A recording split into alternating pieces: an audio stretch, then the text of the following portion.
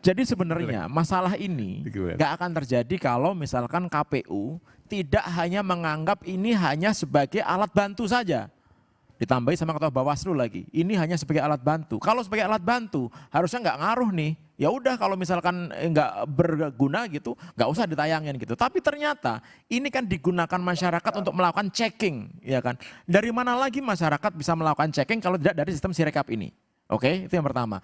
Kemudian yang kedua, kita lihat bahwa aplikasi yang dibuat itu sangat jelek sekali kalau saya bilang gitu. Kenapa sangat jelek sekali? Terlalu banyak kesalahan yang dibuat walaupun sekarang diperbaiki. Yang tadi Bung Rafli itu bilang bahwa ada algoritma tertentu, kemudian ada perhitungan tertentu, suaranya lompat-lompat. Itu tuduhan yang menurut saya memang harus dibuktikan. Anda kan peneliti siber ya, saya mau tanya, kalau seandainya Sirekap itu bermasalah, mungkin nggak akan berpengaruh pada penghitungan manualnya? Nah, gini tadi kan sudah bilang, kalau menurut pengetahuan saya dari hasil riset kita di sini di keputusan KPU nomor 66 tahun 2024, ternyata Sirekap juga bukan hanya digunakan untuk ini kok alat bantu, ternyata juga digunakan untuk perhitungan. Artinya apa? Ternyata ini berhubungan dengan perhitungan manual. Buat apa perhitungan manual dihentikan? Ini ada saksinya loh, ini real loh. Kenapa perhitungan manual dihentikan? Gara-gara Sirekap datanya belum sinkron. Kan nggak ada hubungannya sama sekali ini gitu. Nah ntar dulu dong Mas Eman, saya katanya mau dikasih ngomong gitu. Ini saya ngomongin dikit lagi gitu, ya kan. Kemudian berikutnya adalah masalah ini. Masalah tidak bisa melakukan editing pilpres di TPS. Ini lebih lucu lagi. Di TPS itu data yang diolah cuma 300 untuk pilpres. 300 itu saksinya ada banyak, ada panwas, ada orang-orang masyarakat memperhatikan. Loh kok kalau salah nggak bisa diedit? Anda apa? Kenapa? Gitu. Padahal kalau misalkan ada yang macam-macam, ada banyak masyarakat gitu. Ini kan aneh.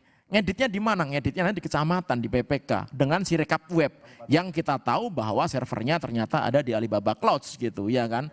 Kemudian berikutnya kita lihat bahwa ketika misalkan Sirekap ini bermasalah, kita lihat servernya oke lah milik Alibaba Clouds yang KPU mengklaim itu data Indonesia gitu. Walaupun nggak punya akses, bahaya kita nggak punya akses secara fisik terhadap server. Kenapa? Tapi sudah dibantah oleh KPU, servernya ada di Indonesia. Iya, ada di Indonesia pun tahu nggak lokasinya di mana?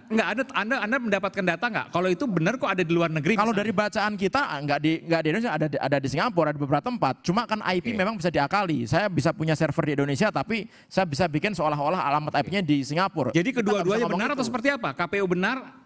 Yang KPU bisa bahwa jadi Singapura, KPU bisa jadi benar atau juga salah, harus dicek. Nggak bisa kita ngomong benar apa salah, harus dicek gitu. Yang pasti adalah. Apa masalahnya kalau server itu ada di luar negeri? Kalau server itu di luar negeri, kita nggak punya akses terhadap server. Artinya apa? Orang yang punya akses fisik terhadap server itu, dia seperti Tuhan.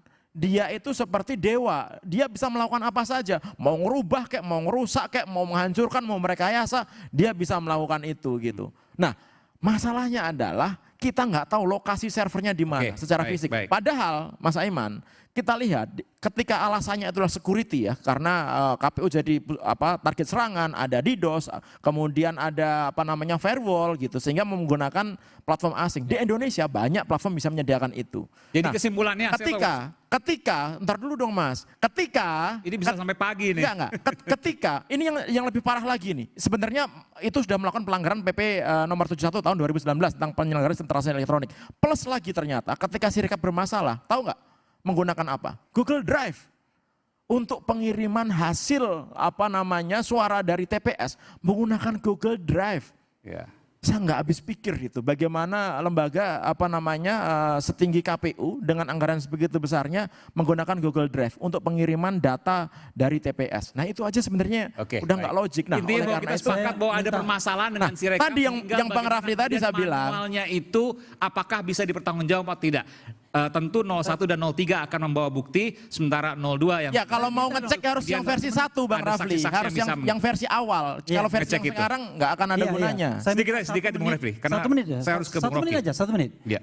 Jadi begini, saya apel kepada Ketua Bawaslu, Saudara Rahmat Bagja, Anda itu pengawas yang menentukan pemilu ini berlangsung secara jujur dan adil.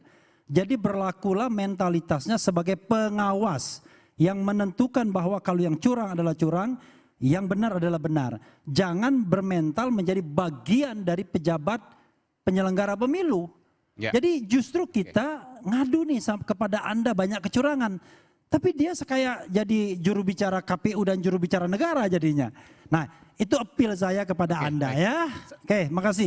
Sedikit aja Bung Bagja, Bung Ketua. Kalau seandainya, karena saya harus adil juga, silakan. Yang namanya pengawas pemilu dan juga Komisi Pemilihan Umum, dalam undang-undang jelas bahwa kami adalah satu kesatuan fungsi. Tapi kami harus menjelaskan, misalnya kalau ada masalah kami pasti akan menjelaskan kepada publik. Misalnya tadi sudah saya ungkapkan Bang Adian misalnya, kami menanyakan kepada KPU, kok kemudian ada penghitungan manual di tingkat kecamatan dihentikan, ada isu demikian. Dan juga ada suratnya, begitu ada surat kami langsung, karena ada surat. Iya, begitu ada surat kami langsung tanyakan kepada KPU dan sampai sekarang belum dijawab. Dan kami juga kepada teman-teman di tingkat bawah itu menyampaikan bahwa tetap lanjutkan manual berjenjang, kemudian pastikan juga hasil yang ada di lapangan itu ada dipegang teman-teman pengawas. Oke. Karena kan seharusnya dalam TPS itu kan dikopi kemudian ada dipegang pengawas. Sorry, Nah, di Bogor ya, sekian banyak alat print ya. rusak, serentak.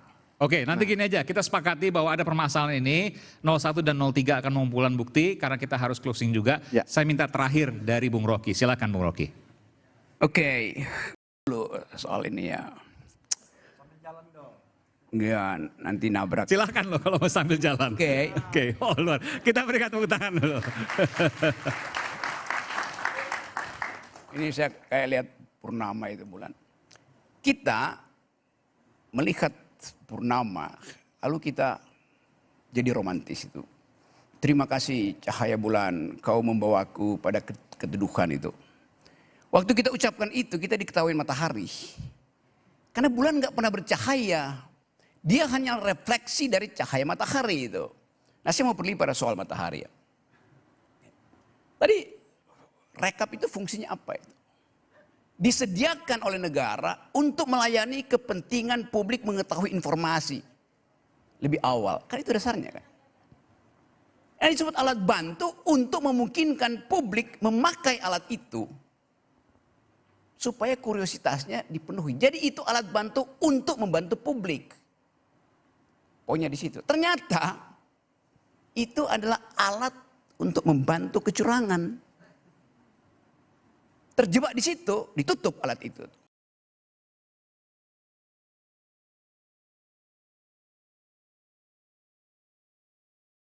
Konyolnya di situ caranya. Nah saya mau terangkan tadi dari awal, tadi saya katakan rakyat bersuara itu bahasa latinnya vox populi, biasanya vox populi vox dei itu. Suara rakyat suara Tuhan. Kita balik sekarang itu. Vox populi suara rakyat. Clare Deo. Suara rakyat itu ada tangisan Tuhan hari ini. Karena kita mau mengawasi sesuatu yang dari awal yang saya sebut tadi. TPS pertama itu di Mahkamah Konstitusi sudah ditusuk sama Jokowi. Itu poinnya tuh. Jadi berarti ada perencanaan kejahatan sampai di sini. Saya tuduh itu tuh.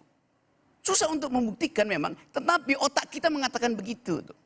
Sekarang coba kita bikin renungan kecil ya. Bung Karno tidak menginginkan partai politik karena dia pakai prinsip ini bangsa satu aja nih, persatuan aja. Bung Hatta karena belajar tentang demokrasi mengucapkan hal yang berbeda. Keluar maklumat nomor X tentang boleh bikin partai politik supaya kita bergembira, supaya ada pikiran publik tiba di dalam kotak-kotak suara. Itu kerjaan Bung Hatta yang mengerti bahwa kedaulatan rakyat harus difasilitasi oleh kebebasan membuat partai politik. Jadi dari awal negeri ini dituntun oleh kebebasan untuk berbicara, berpikiran, beroposisi. Karena itu ada partai politik. Pak Harto kesel, macam-macam partai politik nih. Cawe-cawe melulu. Lalu disederhanakan oleh Pak Harto sehingga tinggal 3 partai kan. Disederhanakan. 2 partai. Ya 2 partai, 1 Golkar. Kekuatan pun disederhanakan jadi 3 itu. Oke, masih mending.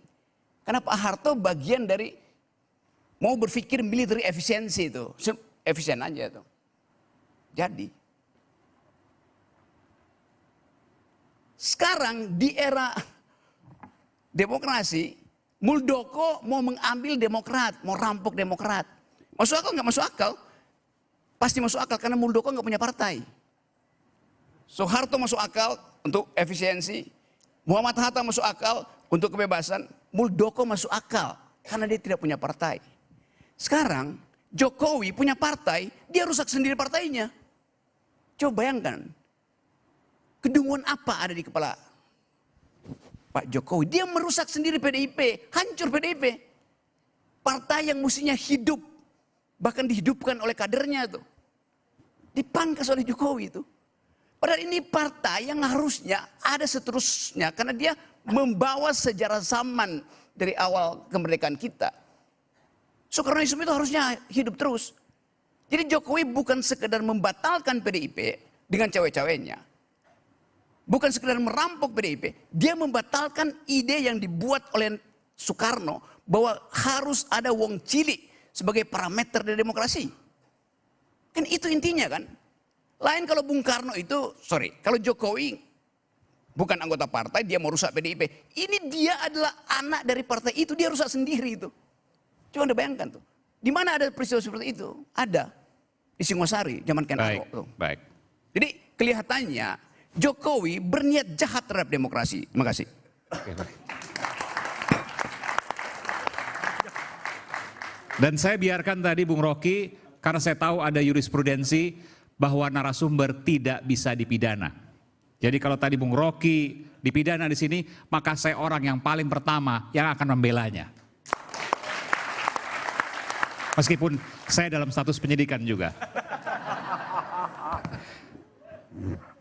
Prinsip saya adalah katakan kebenaran dan konsisten pada kebenaran. Demokrasi juga lahir dari rahim seorang ibu yang bernama reformasi, dan pemilu bukan hanya sekedar hitungan waktu dalam skala 5 tahun. Ada pertaruhan menjaga keutuhan, ada perjuangan yang diwariskan, digerakkan dan berjalan panjang. Indonesia bukan lipatan peta dari barat hingga ujung timur Indonesia. Ada mereka yang juga Indonesia belum terjaga dan terpenuhi hak-haknya. Nasib bangsa ditentukan oleh suara-suara kita, suara rakyat Indonesia. Panjang umur perjuangan, saya Aiman Wicaksono. Terima kasih, sampai jumpa, dan terima kasih juga untuk narasumber istimewa kita pada malam ini.